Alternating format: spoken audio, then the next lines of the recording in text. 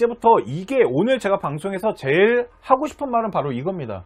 우리 학생한테 가장 적합한 전형을 찾는 게 되게 중요합니다. 아까 뭐 수시가 60% 넘고 정시가 36% 정도 된다라 그래서 이러면은 수시가 유리하고 정시가 불리한 거 아닙니까? 라고 말할 수도 있겠지만 정말 중요한 건 그게 아니고요.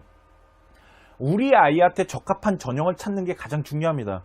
제가 그런 얘기를 되게 많이 해요. 컨설팅 할 때 학생들이나 학부모님들한테 그런 얘기를 합니다. 하나만 잘하셔도 좋은 대학 갑니다. 다 전형을 다 잘할 필요가 없어요. 하나만 잘해도 좋은 대학교로 갈 수 있어요. 그러면 과연 우리 아이가 지원했을 때 가장 유리한 전형이 무엇일까요? 이거를 찾아서 고등학교 3학년의 방향성을 가지고 2023 입시 설명회를 듣고 준비를 하셨으면 좋겠어요. 자, 무슨 말이냐면, 자, 우리 아이가 만일 1등급 때 초중반 아이예요. 1등급 때 초중반 아이 같은 경우는 교과 전형이 충분히 가능하겠죠. 교과 전형이 충분하다는 건 교과 전형 가지고 6장의 카드 안에서 안정권을 형성하고 그 다음에 학생부 종합 전형으로 도전권을 형성할 수도 있잖아요.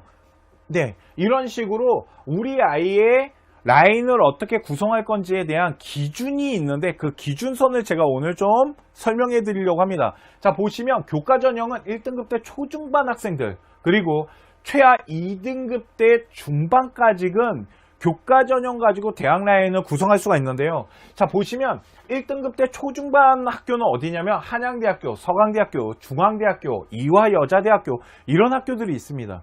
자, 그러면 2등급 라인 학교는 어딘가요? 국민대학교, 숭실대학교, 뭐 가천대, 인하대, 홍익대학교는 좀 2등급 때 완전 초반, 1등급 때 좀 후반 라인까지 이렇게 형성이 되지만 그러다 보니까 1등급에서 2등급 중반까지 요 라인 아이들은 교과 전형 가지고 우리 아이가 어느 정도 대학 라인을 구성할 수 있는지를 잘 찾아서 안정권을 좀 형성하는 게 하나의 방법이다 라고 보시면 됩니다. 자, 그러면 학생부 종합 전형은 어떻게 해야 되나요? 이거는 학생부 종합 전형은 솔직히 이 등급만 가지고 말씀드리긴 되게 어렵습니다. 등급만 가지고 말씀드리긴 어렵지만 1등급 때부터 최소 4등급 때 한 초반까지는 충분히 학생부 종합 전형을 할 만한데 이 1등급이 넣는 대학교와 4등급이 넣는 대학교가 차이가 나겠죠, 당연히. 그런데 제가 그런 얘기를 합니다. 학생부 종합 전형을 하는 데 있어서 우리 아이가 2등급입니다. 2.0등급 정도가 되는데 어느 학교를 지원할 수 있습니까? 라고 물어보시면 그렇게 물어보시면 대학교를 알려드릴 수 없다라는 얘기를 참 많이 해드렸어요. 그죠? 그 이유에 대해서 잠깐 설명을 좀 해드릴게요. 자, 학생부 종합 전형 같은 경우는요. 학업 역량이라는 걸 평가할 때 원점수, 편차, 평균 이런 것들을 다 대학교가 보고요. 또 세부 능력 같은 경우도 정성 평가라는 걸 통해서 아이들의 판단 기준을 그러니까 이 판단의 평가 요소들이 있습니다. 그러다 보니까 단순 내신 등급이 아닌 원점수나 편차를 통해서 학교 수준이나 학생의 능력 수준들 이런 것들을 좀 다 체크를 해야 되지 않을까요? A라는 학교가 있고 B라는 학교가 있는데 같은 2.0등급 아이가 들어오더라도 학교 수준이 다를 수 있잖아요. 그죠?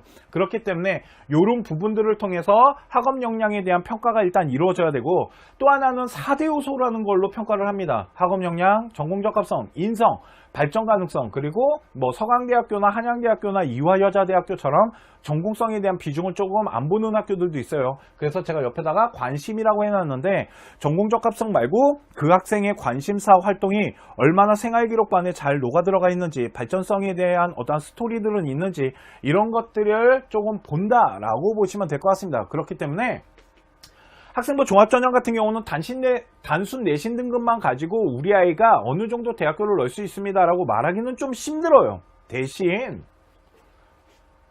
1등급 때부터 한 4등급 때 아이들이 서울 안에 있는 대학교를 구성을 하고 있는데 보통 뭐 1등급 때 아이들은 뭐 스카이 서성환을 집어넣겠죠. 그리고 2등급 때 아이들이 뭐 중앙대나 뭐 서강대나 성균관 한양대학교를 못 넣는다라는 건 아니지만 도전권으로 형성을 하지만 학교 수준이 어느 정도 돼야 된다 이런 것들도 있을 거고요.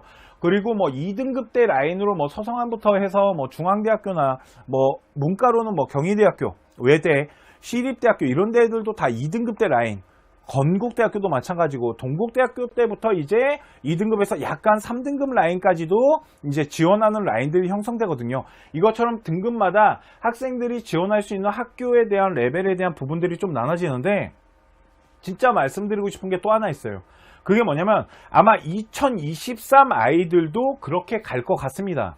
2024가 어떻게 될지 모르겠어요. 그 답을 갖고 있는 아이가 누구냐면 바로 코로나입니다. 이 코로나라는 지겨워 죽겠어 진짜. 와, 3년을 같이 살고 있습니다 지금, 그죠? 근데 이게 4년이 될지 5년이 될지 아무도 모릅니다. 네, 제가 보기에는 예전에 생명과학 하시는 분이 저한테 그런 얘기를 하셨어요. 코로나 이거 6년 정도 간다. 그랬을 때 제가 막 웃었거든요. 말도 안 되는 소리 하지 마세요. 어떻게 6년을 같이 가요. 그랬는데 와, 진짜 6년 갈 것 같아요, 분위기가. 그죠? 그런데 코로나라는 것 때문에 지금 대학교가 학생부 종합전형을 하는 데 있어서 비교과에 대한 부분보다는 교과에 대한 성적이나 이런 부분을 솔직히 조금 더 많이 본다는 생각이 들어요. 그래서 예전에 교과 성적이 조금 부족하더라도 비교과 라인을 가지고 어느 정도 좀 이렇게 카바를 치는 이런 것들이 있었는데, 이번 시즌에 저희가 합격한 아이들을 생기부를 분석을 하고 성적대를 분석을 했을 때 교과에 대한 부분이 되게 좀 컸어요.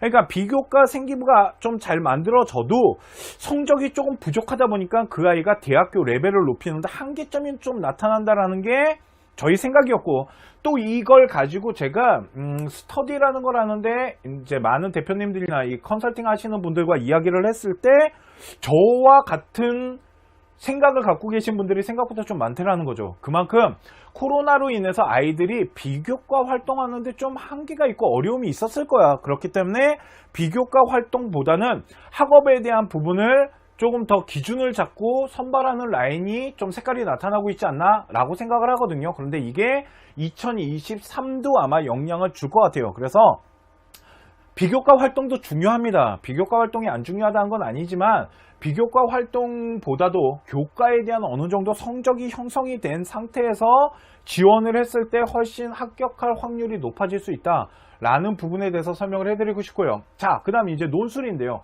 논술 같은 경우는 이제 문과 아이들 같은 경우는